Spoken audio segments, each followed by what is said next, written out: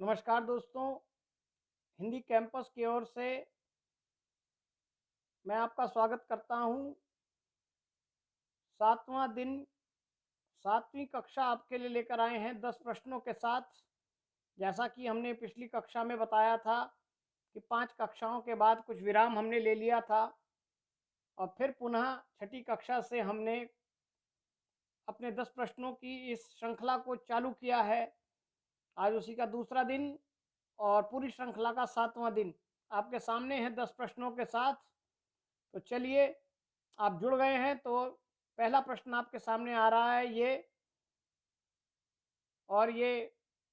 कौशल संबंधी यानी बीएड अगर आपने किया है तो आप इसका उत्तर तुरंत दे देंगे ठीक से।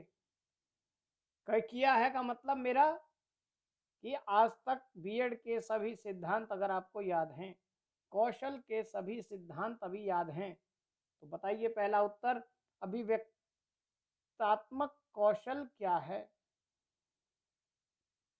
अभिव्यक्तात्मक का मतलब है आप अभिव्यक्ति कैसे करते हैं।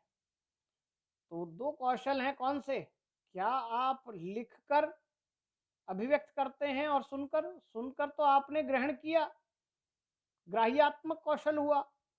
लिखना अभिव्यक्ति हो सकता है, बोलना अभिव्यक्ति हो सकता है, लेकिन सुनना तो नहीं है। तो ये आंसर और ये आंसर तो गलत हो गया।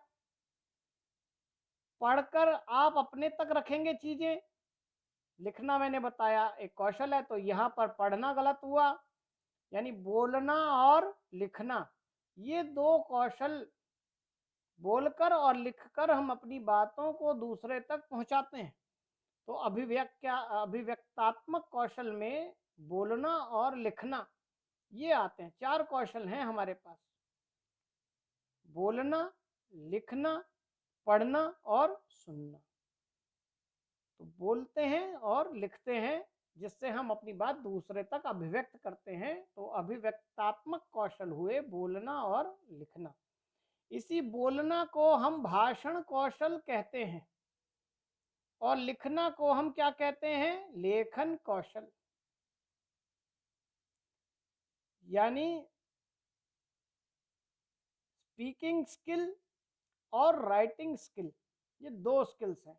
ठीक है, चलिए दूसरे प्रश्न की ओर चलते हैं। बहुत सामान्य सा प्रश्न था।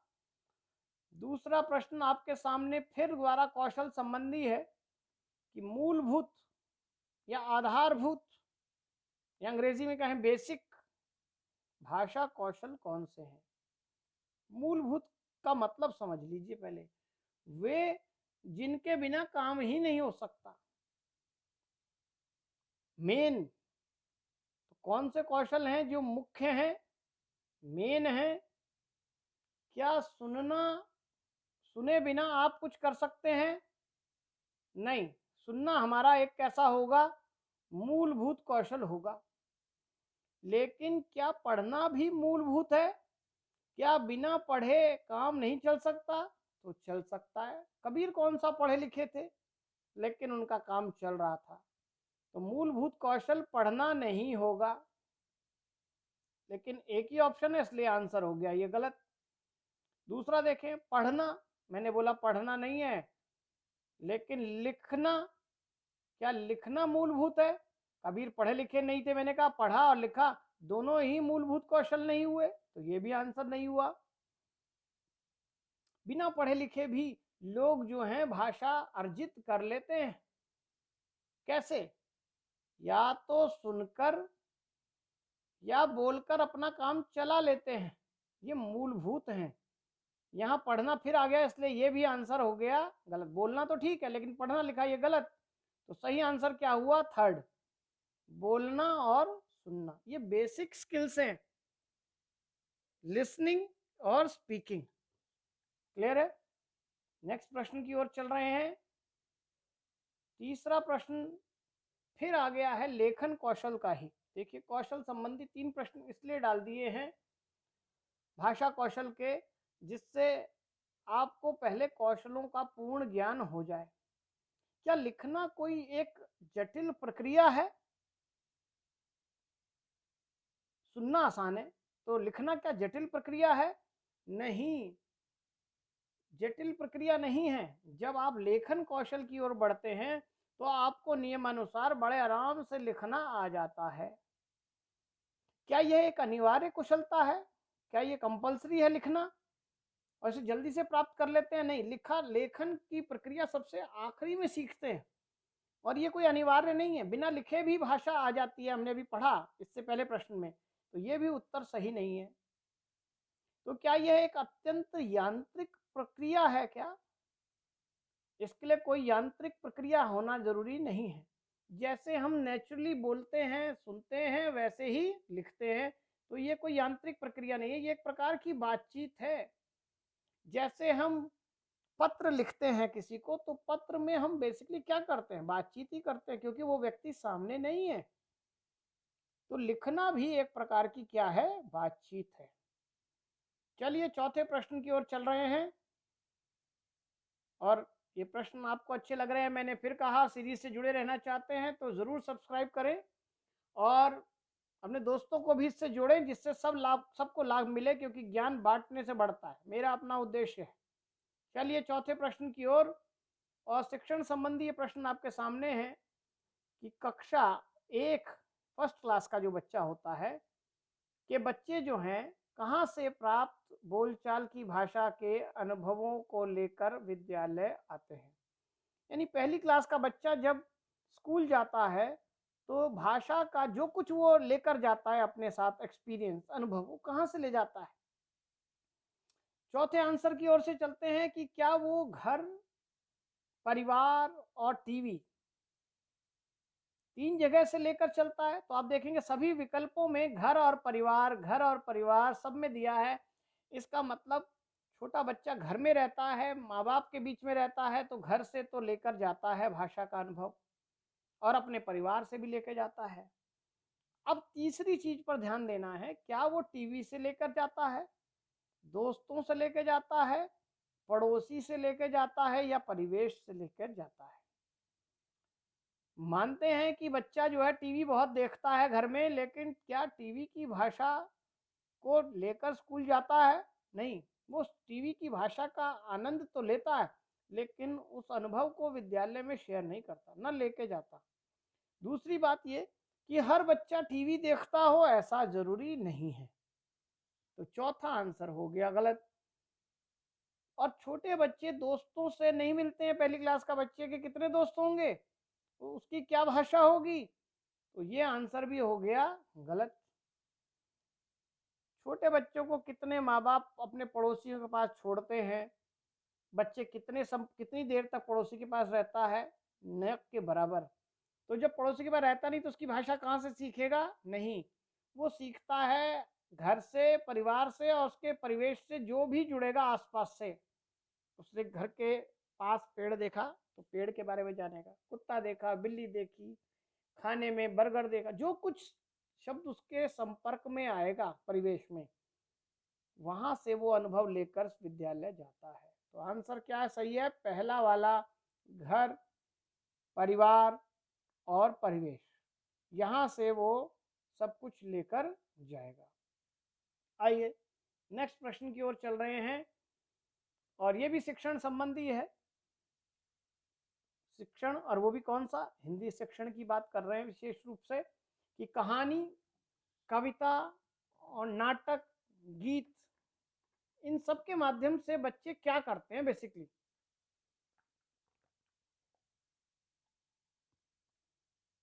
जब टीचर पढ़ाता है इन चीज़ों को या बच्चे खुद पढ़ते हैं तो इसके माध्यम से क्या होता है? क्या मूल्यों का अर्जन करते हैं?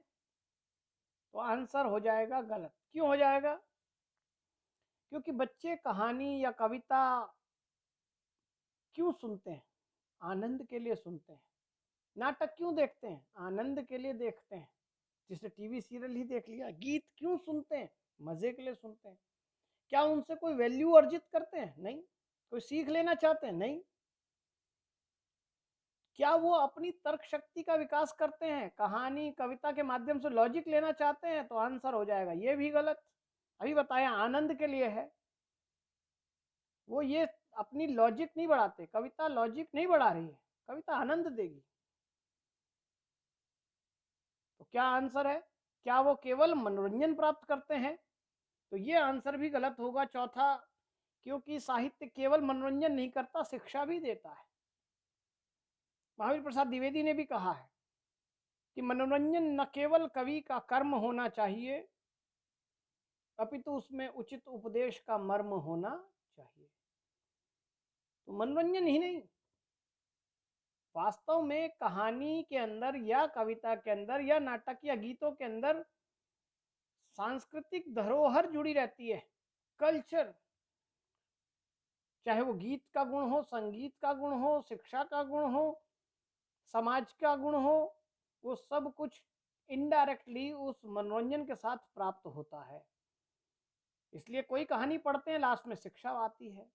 कविता पढ़ते हैं, उसका मूल भाव आता है, और उससे क्या पता लगता है कि लालच बुरी बला है, झूठ बोलना पाप। इस तरह की सांस्कृतिक जो शिक्षा है वो आपको मिलती है। तो ये आंसर हुआ इसका सही, कि इसके माध्यम से बच्चे क्या करते हैं, सांस्कृतिक धरोहर। ये हमारी शुरू से चली आ रही है। दादी नानी कहानी सुनाती थी, कविता सुनाती थी, नाटक चलते थे, गीत सुनते थे, ये सांस्कृतिक धरोहर का रूप है।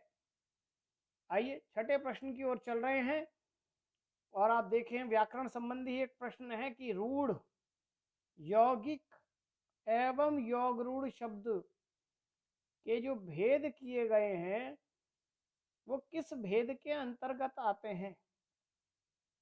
क्या रचना के आधार पर ये भेद है, या ये व्युत्पत्ति के आधार पर भेद है, या ये अर्थ के आधार पर भेद है, या ये प्रयोग के आधार पर भेद है? तो आप देखेंगे रचना के आधार पर तो शब्द निर्माण अलग तरीके से होता है, उपसर्ग प्रत्यय आदि मिलाकर, तो ये तो आंसर हो गया गलत। और अर्थ के आधार पर शब्द होते हैं, एकार्थी, अनेकार्थी, विलोमार्थी, तो तीसरा आंसर भी हो गया गलत। और प्रयोग के आधार पर भी ये नहीं है, क्योंकि प्रयोग के आधार पर अलग अर्थ वाले शब्द होंगे। ये आंसर है व्युत्पत्ति के आधार पर। दूसरा आंसर इसका क्या है, सही है। रूढ़ शब्द वे शब्द होते हैं जिनके सार्थक टुकड़े नहीं हो सकते। यौगिक शब्द जो दो रूढ़ शब्दों के योग से बने हैं। तो रूढ़ शब्द हो गया जैसे जल हो जाए, राजा हो जाए, वन हो जाए, इनके टुकड़े नहीं हो सकते, रूढ़ शब्द है। और यौगिक शब्द जो दो रूढ़ शब्दों से मिलकर बने हैं, जैसे पाठ और शाला, तो हो गया पाठशाला। रेलगाड़ी, तो रेलगाड़ी यौगिक शब्द हो गया। और योग रूढ़ वे शब्द हैं जो दो शब्दों से मिलकर बने हैं लेकिन एक विशिष्ट अर्थ में रूढ़ हो जाते हैं, इसलिए उनको योग रूढ़ कहा जाता है। जैसे दशानन, 10 आनन वाला। अब सबके तो 10 आनन नहीं है, रावण के हैं, तो रावण को कहा जा रहा है क्या, योग रूढ़।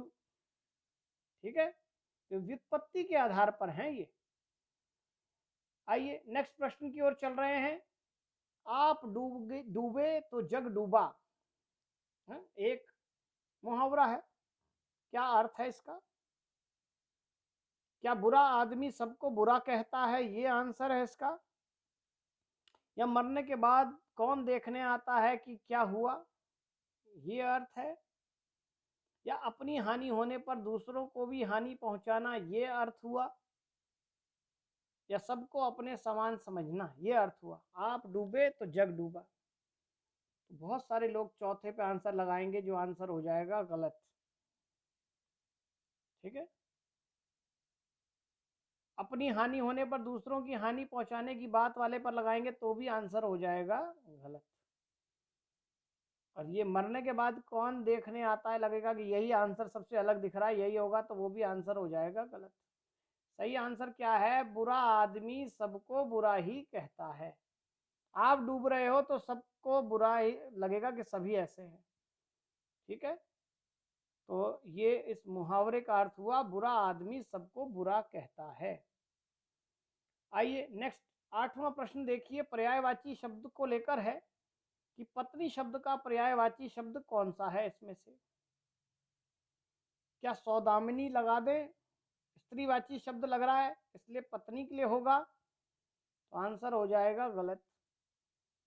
प्रभा लगा दें, प्रभा एक स्त्री का नाम हो सकता है, प्रभा का मतलब चमक होता है, किरण होता है, लगा दें, पत्नी के लिए कहते हैं नहीं। सुता, सुत मतलब पुत्र, सुता मतलब पुत्री, तो ये तो पुत्री के लिए हुआ। तो सही आंसर क्या है? दारा। ठीक है, बहुत से बच्चों ने पढ़ा भी होगा लेकिन कईयों को नहीं पता होगा, कई बार ऐसों में उलझ जाते हैं। चलिए अपने नवे प्रश्न की ओर। नवा प्रश्न आपके लिए विलोम शब्द का लेकर है कि ग्रस्त शब्द का विलोम शब्द क्या होगा। ग्रस्त, सुप्त का मतलब होता है सोया हुआ, तो उसका अपोजिट क्या होगा? जागा हुआ, तो ये तो आंसर नहीं हुआ। ग्रस्त का मतलब होता है वो उससे जुड़ा हुआ है। ग्राह्य, ग्रहण करने योग्य, ग्राह्य, और तो उसका अपोजिट तो त्याज्य होगा, तो ये तो आंसर नहीं होगा। लुप्त का मतलब होता है छुपा हुआ, तो उघड़े हुए को क्या कहेंगे? उसका अपोजिट वो होना चाहिए। ये तो ग्रस्त बता रहे हैं, तो ग्रस्त का आंसर क्या होगा? मुक्त। जैसे कोई रोग से ग्रस्त है, उससे जुड़ा हुआ है, उससे मुक्त होगा, इसलिए उसका आंसर क्या है? मुक्त। तो सही उत्तर क्या है? मुक्त। आइए आज की श्रृंखला के अंतिम प्रश्न की ओर चल रहे हैं। 10वां प्रश्न आपके पास है अंतिम, कि किस शब्द में अप उपसर्ग जोड़ा जा सकता है। तो बड़ा आसान है, इन सभी शब्दों के आगे अप लगाकर देख लें। नीचे से देखें, क्या अपधर्म लगा सकते हैं? अपधर्म कोई शब्द नहीं होता है। अपसापेक्ष लगा दें, नहीं हो सकता है। अपयोजन कोई शब्द होता है? नहीं। क्या शब्द होता है? अपकीर्ति। तो ये शब्द है जो सही है, इसमें अप लग सकता है, तो आंसर सही क्या है? कीर्ति, जिसमें अप उपसर्ग लग सकता है। ठीक है, आज की श्रृंखला में हमने व्याकरण और व्याकरण से ज्यादा हमने कौशल संबंधी प्रश्नों को, शिक्षण संबंधी प्रश्नों को ज्यादा रखा है। तो आप ऐसे व्याकरण पर ही खाली बल न दें, आपकी परीक्षा में शिक्षण संबंधी प्रश्न भी बहुत आते हैं, इसलिए आप इस श्रृंखला से जुड़े रहें, तो ऐसे ही प्रश्न आपको और मिलते रहेंगे। इसलिए से जुड़े रहें, सब्सक्राइब जरूर करें, जिससे आगामी आपको चीज़ें टाइम पर मिलती रहें। ठीक है, फिर अगली श्रृंखला 8वीं में आपसे मुलाकात होगी। तब तक के लिए नमस्कार।